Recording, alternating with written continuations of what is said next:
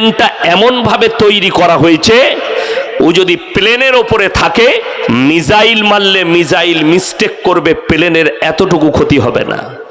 গুলি মারলে যদি গ্রাউন্ড জিরো থেকে গুলি করা হয়, AK-47 দ্বারা সে কাঁচটাকে ভেদ করার মতো ক্ষমতা এখনো পৃথিবীতে গুলি তৈরি হয়নি, বৈজ্ঞানিকরা করেনি।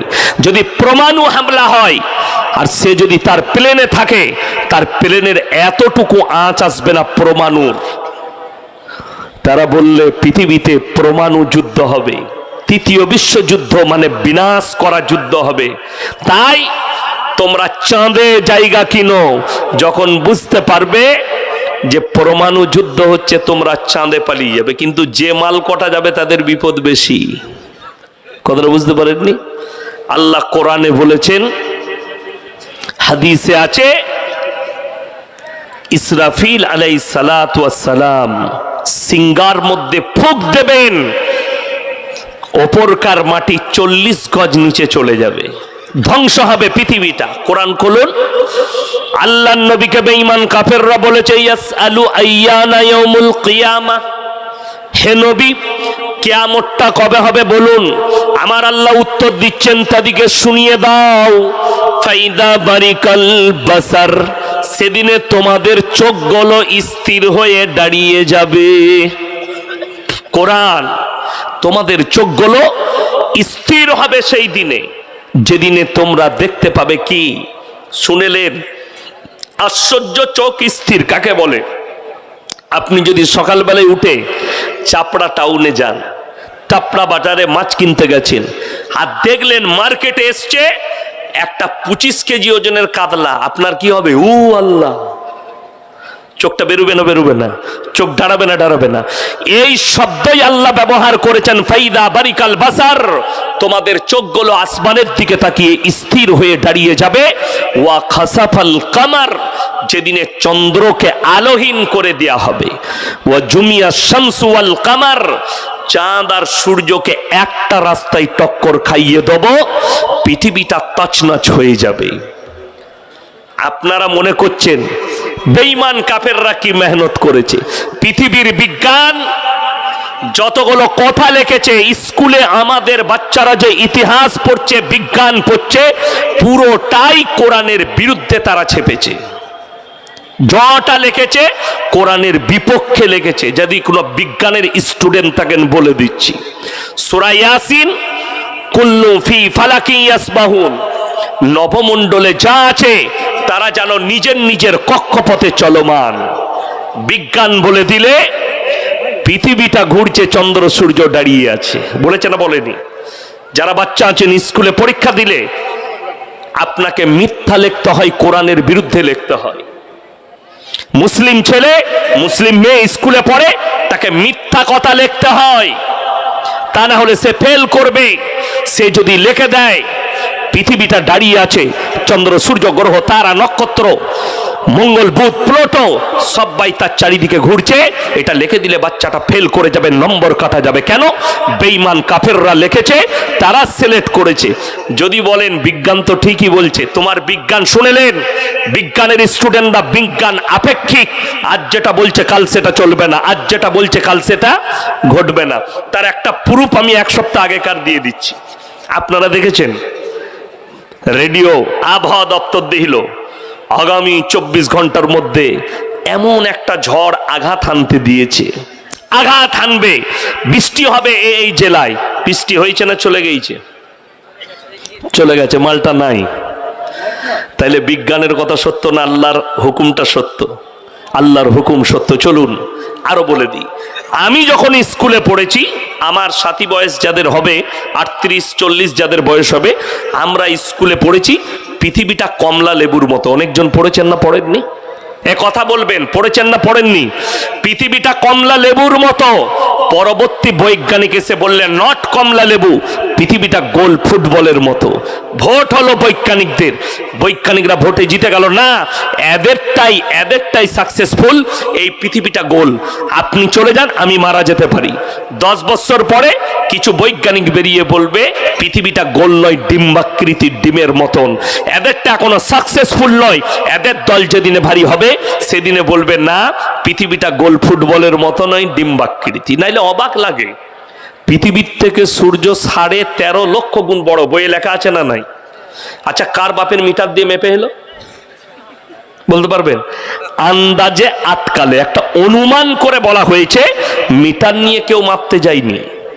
বড় কষ্ট লাগে। কোরআন বলছে কুল্লু ফি ফালাকি ইয়াসবাহুন, নবমণ্ডলে যা আছে তারা যেন নিজের নিজের কক্ষপথে চলমান।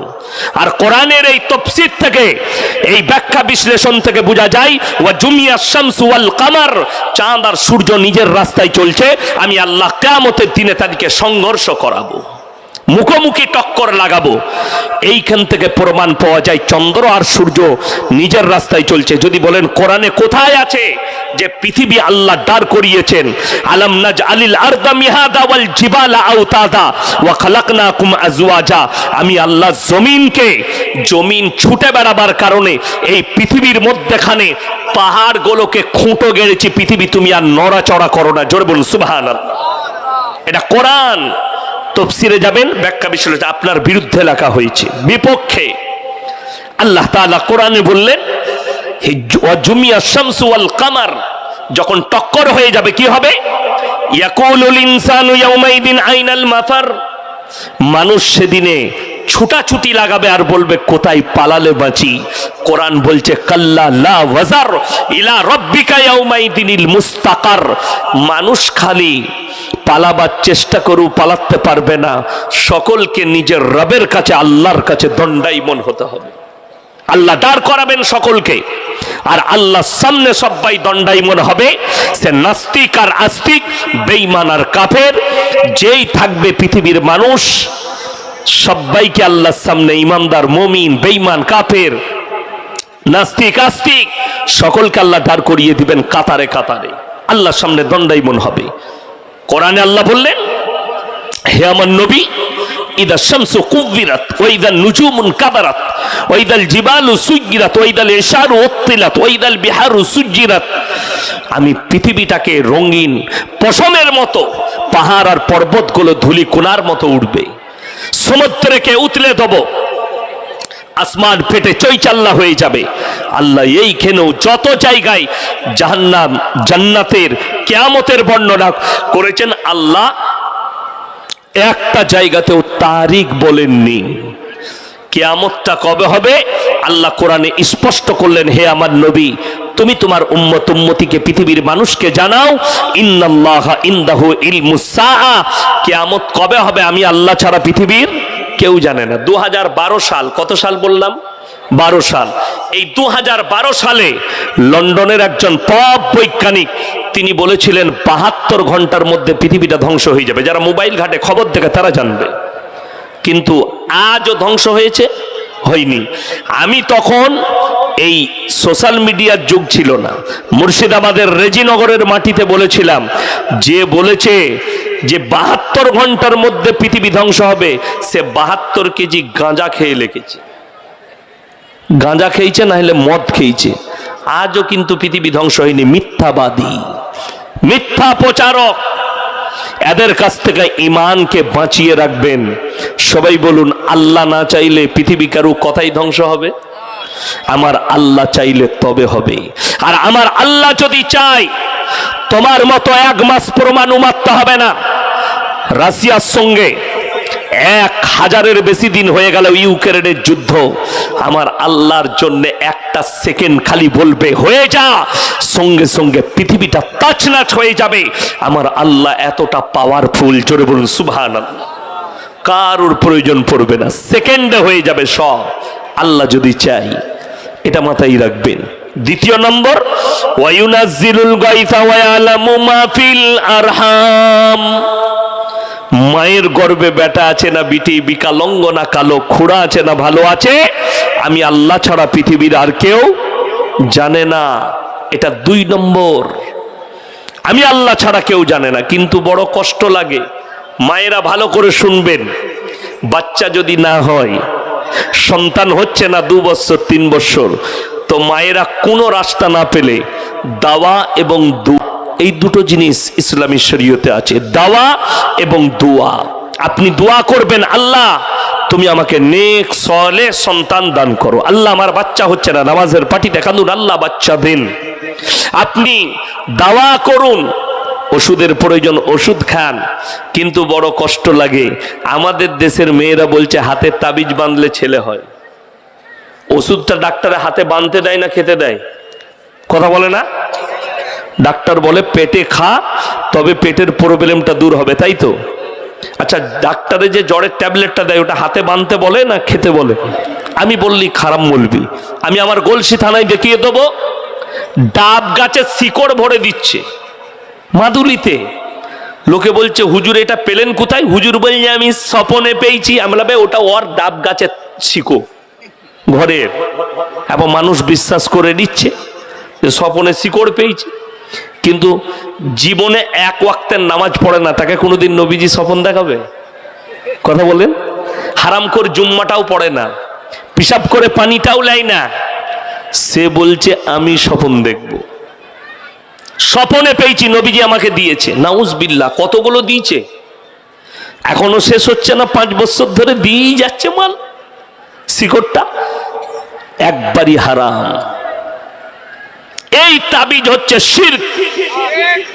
আমার ভাই, আপনাকে অনুরোধ করে বলে যাচ্ছি, আপনার বাচ্চা হচ্ছে না, আপনার যদি যাকে মনে হবে এই লোকটা ইমানদার, তাকে বলবেন এই পানিটাই দম করে দেন।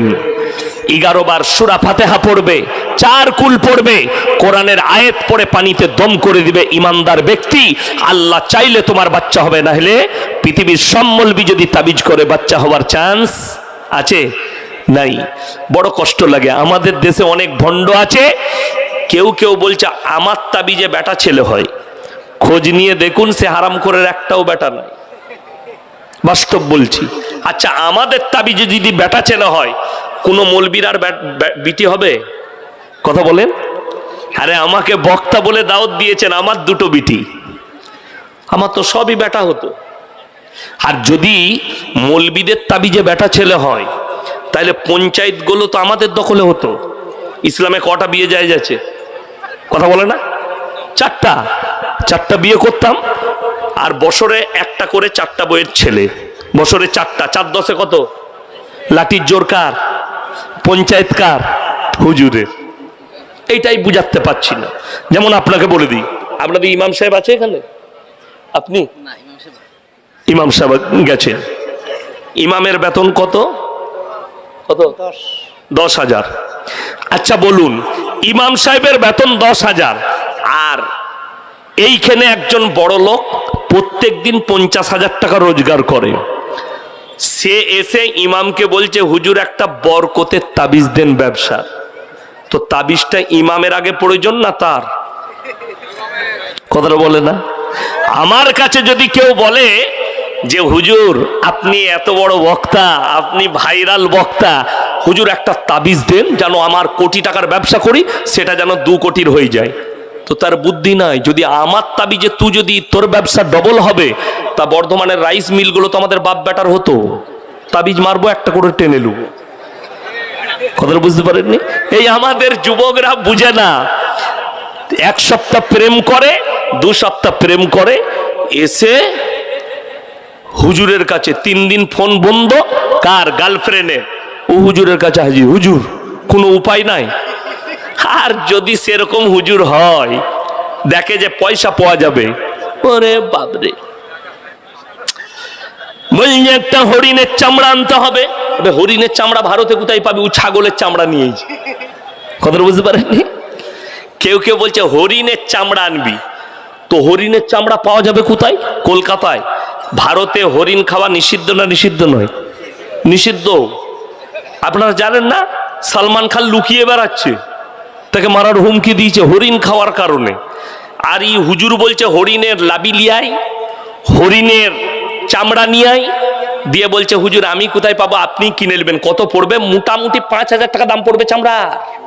আর গিয়ে ওই মুচিরা জুতো সেলাই করে, তাকে বলছে ছাগলের চামড়া আছে? বলে আছে। বলে একটু দাও তো। সে কাঁচি করে কেটে দিয়ে দিলে কত? 20 টাকা। 20 টাকার মাল 5,000। হ্যাঁ, বাস্তব কথা বলছি। আরে আমি বর্ধমান খাগড়াগড় মাদ্রাসায় ছিলাম 4 বছর। খাগড়াগড় কাণ্ড হয়েছিল শুনেছিলেন টাউনে? হ্যাঁ, সেখানে অনেকজন অ্যারেস্ট করেছে এনআইএ। কি ঘটেছিল আমি চলে আসার পরে হয়েছে। ওই মাদ্রাসায় আমি 4 বছর ছিলাম, চাকরি করেছি। এখন আমি আমার আব্বাজির মাদ্রাসার শিক্ষক। তো আমি দেখেছি ওইরকম তাবিজওয়ালা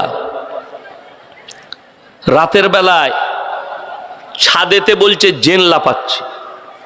কাকে? সকালবেলায় হুজুরের কাছে হাজির। হুজুর বললে ঘর বন্ধ করতে হবে। কত খরচ? হুজুর বললে 22,000 খরচ। তোমরা এসছো কষ্ট করে বলে 20,000 নেব। রেডি। 4 কোণে 4টা ভাঁড় আর 4টা পেরেক পিটিয়ে এসছে। আর আমি মাদ্রাসায় সেই মাত্র জলসা করে ঢুকে শুয়েছি, আর আমাকে বলছে ভাই উঠো। আমি কি হলো? বলে একবার আমার সাথে চলো। কেন? বলে আমি একটা ঘর বন্ধ করে এলাম, এখনো বলছে জেন লাপাচ্ছে। এমন চ। বাইকটা বার করলো, নতুন বাইক। আমি এটা কবে কিনলি? বলে ওই টাকাতেই কিনেছি। আমরা সেই জেনের টাকায় গাড়ি কি হয় দেখ। রাস্তায় গেলাম, তাদের বাড়িতে গিয়ে দুঃখ লাগলো মুসলমান। আমি বললাম বাবা কোরআন শরীফ আছে? জি আমাদের ঘরে কেউ পড়তে জানে না বলে রাখিনি। মাশাআল্লাহ। মুসল্লা? বলে হুজুর নামাজ পড়ি না। মুসল্লা নাই। ছিঁড়াখুড়া একটা বার করলো কোথা থেকে। দাদি পড়তো, দাদি মরে গেছে, এরা কেউ পড়ে না। তো সত্যিকারই দেখলাম ছাদে মনে হচ্ছে কেউ ছুটে বেড়াচ্ছে। আমি বললাম আল্লাহ, আমি দেখে আসি একবার। আমাকে বলছে যাই না, জেনে কিন্তু কাচারে দিবে। আমি বললাম অত সুজাই পারবে না, আমারও 1 কুইন্টাল ওজন আছে, হবে না। আমি যাই, গিয়ে দেখছি আল্লাহ জেন পাবেন কোথায়?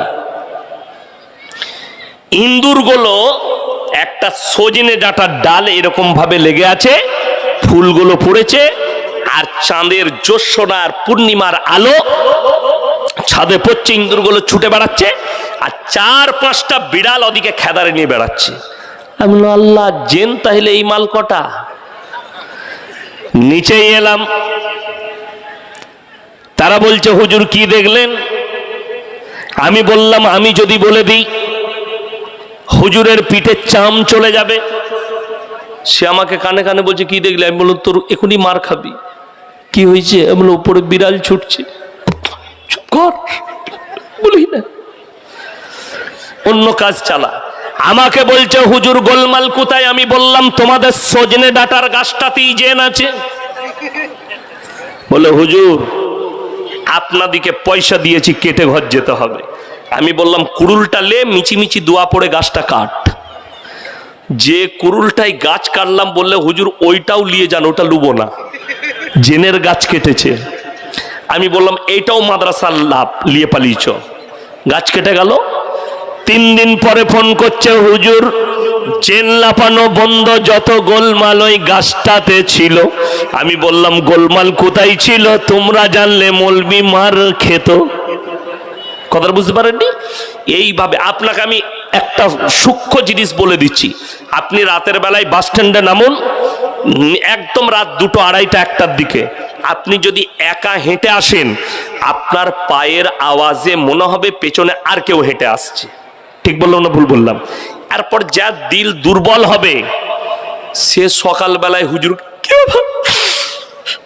পেছনে হেঁটে আসছিল একজন, বাস গোলমাল। আর আমি খালি চিন্তা করি আপনি যান, যদি কৃষ্ণনগরে গিয়ে কোনো ল্যাবরেটরিতে রক্ত দেন, বর্ধমানে গিয়ে, কলকাতায় গিয়ে সহজে রোগ ধরা পড়ে না। আমাদের দেশের কিছু মৌলবি আছে এইরকম করে জামা নিয়ে, জামা মেপে রোগ বলে দিচ্ছে। সালা রক্ততে রোগ ধরা পড়ছে না, জামাই রোগ ধরা পড়ে গেল। আশ্চর্য লাগে। আল্লাহর কাছে কি জবাব দেবে? ধোঁকা, প্রতারণা, প্রবঞ্চনা। শুনে রেখে দেন, কোরআন বলছে হুয়াল্লাযী ইউসাউবিরুকুম ফিল আরহামি কাইফা ইয়াশা লা ইলাহা ইল্লা হুয়াল আজিজুল হাকীম। হে আমার বিশ্বনবী, পৃথিবীর মানুষকে বলো মায়ের গর্ভে বাচ্চা দান করি আমি আল্লাহ, আমার ইচ্ছা মতো আকৃতি দান করি আমি আল্লাহ, কারোর পরামর্শে কাজ করি না। জোরে বলুন সুবহানাল্লাহ। যে আপনাকে বলছে আমার তাবিজে ছেলে হবে, ধোঁকাবাজ। যে বলছে আমার পানি পড়াই ছেলে হবে, ধোঁকাবাজ। আপনি বলতে পারেন এই পানিটা দম করে দিয়েছে, আপনি পান করুন, আল্লাহ চাইলে আপনার বাচ্চা হতে পারে, আল্লাহ চাইলে আপনার সন্তান হবে। একটা ডাক্তারও গ্যারান্টি দিতে পারে না যে তার ওষুধের দ্বারা বাচ্চা হবে কিনা। ঠিক বললাম না ভুল বললাম? আমার ভাই, অনুরোধ করে বলছি, এটা 2 নম্বর। ওয়ায়ুনাজ্জিলুল গায়থা ওয়া ইয়ালামু মা ফিল আরহাম ওয়া মা তাদরি নাফসুম মাযা তাকসিবু গাদা ওয়া মা তাদরি নাফসুম বিআইয়ি আরদিন তামুত ইন্নাল্লাহা আলিমুন খবীর। হে আমার বিশ্বনবী, কার কোথায় কতটা রুজি মেপেছি আমি আল্লাহ ছাড়া পৃথিবীর কেউ জানে না। 4 নম্বর, কার কোথায় মৃত্যু হবে, কার কোথায় মৃত্যু লেখা আছে আমি আল্লাহ ছাড়া পৃথিবীর কেউ জানে না। আর 5 নম্বর, কোথায় কত মিলিমিটার বৃষ্টি বর্ষণ হবে এটাও আমি আল্লাহ ছাড়া পৃথিবীর কেউ জানে না। আমি আল্লাহ এই 5টা জিনিসকে গোপন করলাম। এরপরে চলুন সবাই বলুন, আজ থেকে আমরা হিদায়েতের উপরে আসবো ইনশাআল্লাহ। সবাই জোরে বলুন ইনশাআল্লাহ। হিদায়েতের উপর আসতে গেলে 5টা কথার উপরে আমল আর বিশ্বাস আনতে হবে। সবাই আনবো, জোরে বলুন ইনশাআল্লাহ। 5টা কথার উপরে বিশ্বাস আর আপনাকে আমল আনতে হবে। কোরআন খুলুন, আলিফ লাম মিম যালিকাল কিতাবু লা রাইবা ফীহি হুদাল লিল মুত্তাকিন আল্লাযীনা ইউমিনুনা বিল গায়বি ওয়া ইউকিমুনাস সালাহ ওয়া মিম্মা রাযাকনাহুম ইউনফিকুন ওয়াল্লাযীনা ইউমিনুনা বিমা উনজিলা ইলাইকা ওয়া মা উনজিলা মিন ক্বাবলিক ওয়া বিল আখিরাতি হুম ইউকিনুন। আলিফ লাম মিম, আলিফ লাম মিম র, তাসিন তাসিন মিম, ইয়াসিন কাফ ইয়া আইন সাদ।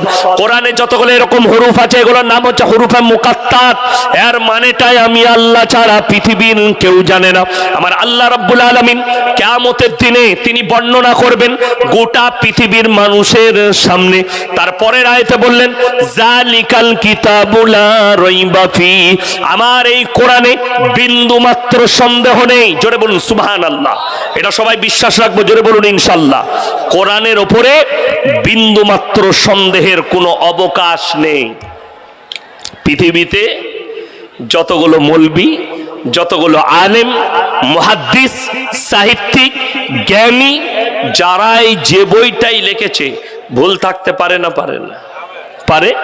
আকারের, ওকারের, জের জাবারের, ওয়ার্ডের, মুআন্নাস মুজাক্কারের ভুল থাকতে পারে। আল্লাহর কসম, কোরআন হচ্ছে নির্ভুল কিতাব। জোরে বলুন সুবহানাল্লাহ। এই অনেক চুনার মনে মনে হয় কোরআন যে একটা মারাত্মক নির্ভুল কিতাব। আজকে গোটা পৃথিবীর বেঈমান কাফের, এরা বলছে ইসলাম মিটে যাবে, কোরআন মিটে যাবে। আমি একটা ক্লিপ দেখলাম, আমাদের দেশের একটা রাজ্যের মুখ্যমন্ত্রী, তিনি আসামের মুখ্যমন্ত্রী হিমন্ত বিশ্ব শর্মাজি, তিনি মিডিয়ার সামনে বলছেন इस्लाम मिट जानी चाहिए और मैं चाहता हूं करुणा की तरह इस्लाम मिट जानी चाहिए। मेरे दोस्त, जरा कुरान का स्टडी कर लो, अच्छा से पढ़ लो, একটু ভালো করে কোরআনটা পড়ো, ইতিহাস পড়ো। আমার আল্লাহ তাআলা কোরআনকে অবতীর্ণ করেছেন, কিন্তু কোরআনে এমন একটা চ্যালেঞ্জ করেছেন, আল্লাহর কসম পৃথিবীর কোন শক্তি আল্লাহর চ্যালেঞ্জকে অ্যাকসেপ্ট করতে পারবে না। জোরে বলুন সুবহানাল্লাহ। নাম্বার 1, ফালান তাজিদ লিসুন্নাতিল্লাহি তাবদীলা। কিয়ামত পর্যন্ত পৃথিবীর সব শক্তি যদি একদিকে দাঁড়িয়ে যায়, আল্লাহর কসম আল্লাহর কোরআনের একটা জের জবরকে পরিবর্তন করার ক্ষমতা পৃথিবীর কোনো শক্তির নেই। জোরে বলুন সুবহানাল্লাহ। আল্লাহ এটা নিজে বললেন। যারা চাইছে কোরআন মিটে যাবে, तुमसे पहले अंग्रेज आया था हिंदुस्तान में, 200 साल तक राज किया। 200 বছর রাজত্ব করেছে ইংরেজরা। ইতিহাস তুলে দেখো, গুজরাটের গোমতী নদীর তীরে 10 থেকে 20 লক্ষ কোরআন জ্বালিয়েছে। শাহ আব্দুল আজিজ মুহাদ্দিস দেহলভী রহমতুল্লাহ আলাই তিনি বললেন, এই ইংরেজের বাচ্চারা, তোমরা যদি মনে করো এই 20 লাখ কোরআনকে জ্বালিয়ে ইসলামকে মিটিয়ে দেব, তো এটা তোমাদের স্বপ্ন। বলে কেন? আল্লাহ কোরআন অবতীর্ণ করেছেন, আল্লাহ নিজে ওয়াদা করেছেন, ইন্না নাহনু নাযালনা যিকরা ওয়া ইন্না লাহুল হাফিজুন। এই কোরআনকে আমি আল্লাহ অবতীর্ণ করেছি, আর কোরআনের হেফাজতের দায়িত্ব আমি আল্লাহ নিজে নিয়েছি। জোরে বলুন সুবহানাল্লাহ। যদি বলেন কোরআনটা আল্লাহ হেফাজত কোথায় করেছে, আপনি অবাক হবেন শুনলে। আল্লাহ রাব্বুল আলামিন এই কাগজের ছাপা যে কোরআনটা আপনি জুজদানে লেপটিয়ে আলমারিতে রেখেছেন, মসজিদে তাকে রেখেছেন, এই কাগজের মধ্যে আল্লাহ কোরআনকে হেফাজত করেননি। আল্লাহ যদি কোরআনকে হেফাজত করেছে, যে কোনো মাদ্রাসার একটা হাফিজে কোরআন তালবিলিমকে ডাকুন, 30 পারা কোরআন সিনের মধ্যে গেঁথে দিয়েছেন, নির্ভুল কোরআন। জোরে বলুন সুবহানাল্লাহ। একটা হাফিজে কোরআনকে দাঁড় করাবেন, 30 পারা কোরআন শুনিয়ে দিবে। সামান্য বলে দিই, আপনারা সকলে বর্ণ পরিচয় বই পড়েছেন না পড়েননি? ঈশ্বরচন্দ্র বিদ্যাসাগরের লেখা। আমার পকেট থেকে আমি তাকে 500 টাকা পুরস্কার দেব, যে স্টেজে দাঁড়িয়ে এই চুটি বইটা বিনা ভুলে শুনিয়ে দিবে। একটাও ভুল যাওয়া চলবে না। জের আকার ওকার যেগুলোই আছে সব পাই টু পাই শোনাতে হবে। কেউ পারবে না। আল্লাহর কসম, কোরআন এমন এক মুকাদ্দাস কিতাব, কোরআন মাজিদ যদি কেউ পড়তে থাকে, আল্লাহ তার সিনের মধ্যে গাঁথতে থাকে। জোরে বলুন সুবহানাল্লাহ। যদি কেউ নিয়ত করে আমি হাফিজে কোরআন হব, আপনি চেষ্টা করুন, আল্লাহ আপনার সিনের মধ্যে 30 পারা কোরআন গেঁথে দিবে। চলুন, একটা কোন শিক্ষিত ডাক্তার, মাস্টার, উকিল, হাকিম, ব্যারিস্টার, লেখক, যদি পৃথিবীর কেউ শিক্ষিত থাকে, কোনো জ্ঞানী গুণী, একটা ছড়া বার করুন, একটা গজল বার করুন, একটা কোনো পদ্য বার করুন, একটা কোনো গদ্য বার করুন, যে গদ্যটা, যে পদ্যটা একদম শুরু থেকে শেষ পর্যন্ত লাইনের শেষ অক্ষরটা যেন একই থাকে। যেমন বলে দিই, বন্দে আলিমিয়ার লেখা, আমাদের ছোট গায়ে ছোট ছোট ঘর, লাস্টের অক্ষরটা কি এলো বাবা? র। থাকি সেটা সবে মেলে নাহি কেউ পর, আবার কি এলো? র। পাড়ার সকল ছেলে মোরা ভাই ভাই, কি এলো? হর্ষই এলো। হর্ষই পাল্টালো না? দুটো যখন র এলো, শেষ পর্যন্ত রয় আসতে হবে। প্রথম অক্ষরটা লাইনের শেষে যা আছে, শেষ পর্যন্ত যেন একই অক্ষর থাকে। এইরকম একটা বার করে দেখান, কোন পদ্য, কোন গদ্য। আমি ইয়াসিন, যা বলবেন, যেটা চাইবেন আমি দিয়ে দেবো। সময় দিলাম 1 মাস, 2 মাস, 3 মাস, 5 মাস, 3 বছর সময় লাও। আমি যদি বেঁচে থাকি আমাকে শোনাবেন যে আমি পদ্য তৈরি করেছি, প্রত্যেকটা লাইনের শেষ অক্ষর একই। যদি বলেন কোরআনে কিছু আছে এরকম, অবশ্যই আল্লাহ, ওই জন্যে কোরআন আসমানি সত্য কিতাব। জোরে বলুন সুবহানাল্লাহ। কোরআন খুলুন, 30 পারা। ওয়াশ-শামসি ওয়া দুহাহা ওয়াল কমারি ইদা তালাহা ওয়ান নাহারি ইদা জাল্লাহা ওয়াল লাইলি ইদা ইয়াগশাহা ওয়াস সামাই ওয়া মা বানাহা ওয়াল আরদি ওয়া মা তাহাহা ওয়া নাফসিন ওয়া মা সাওয়াহা ফাআলহামাহা ফুজুরাহা ওয়া তাকওয়াহা। জোরে বলুন সুবহানাল্লাহ। প্রত্যেকটা আয়াতের শেষে আল্লাহ একটাই অক্ষর ব্যবহার করেছেন সূরা শেষ পর্যন্ত। এইটাই হচ্ছে পৃথিবীর একমাত্র আসমানি সত্য কিতাব। জোরে বলুন সুবহানাল্লাহ। ওই জন্য আল্লাহ কোরআনে বললেন, জালিকাল কিতাবু লা রাইবা ফি, আমার কোরআনে বিন্দু মাত্র সন্দেহের অবকাশ নেই। চলুন, এই কিতাব কাদের জন্য? কাদের জন্য? পড়তে সবাই পাবে। আচ্ছা আপনারা বলুন, কোরআন শুধু মুসলমানরা পড়ে না, অমুসলিমরাও পড়েছে? পড়ে না? কে কে পড়েছে? হরেন নরেন গগেন নয়। কবিগুরু রবীন্দ্রনাথ ঠাকুর কোরআন পড়েছেন, ঈশ্বরচন্দ্র বিদ্যাসাগর কোরআন পড়েছেন, বঙ্কিমচন্দ্র কোরআন পড়েছে, শরৎচন্দ্র, স্বামী বিবেকানন্দ। যারাই কোরআন পড়েছে শুনে নাও, তাদের কোরআন পড়ার আপনার মসজিদে একজন মূর্খ মুসল্লির কোরআন পড়া আল্লাহ